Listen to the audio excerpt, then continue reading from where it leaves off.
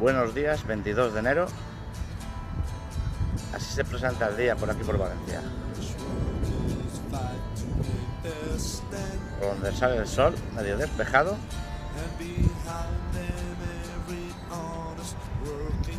Y por esta parte, avanzando una importante tormenta.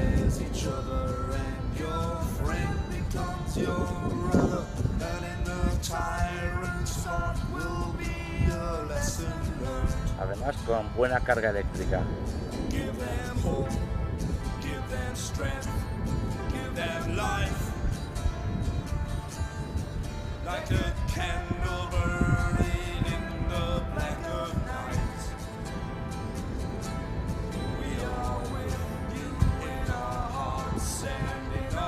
Desde mi balcón en Benicalap, frente a Torrefiel.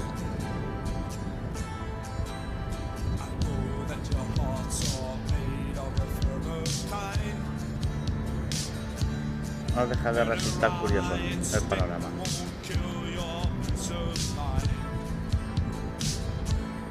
Hace bastante viento.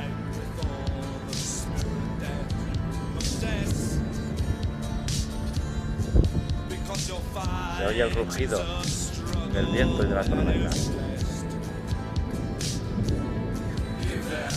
Una pasada.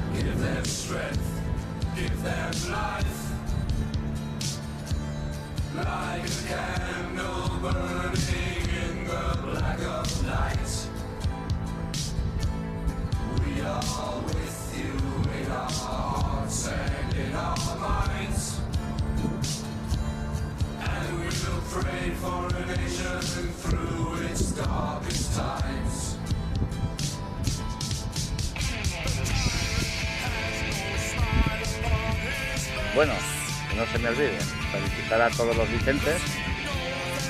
Y aquí en Valencia festividad, día de San Vicente Mártir.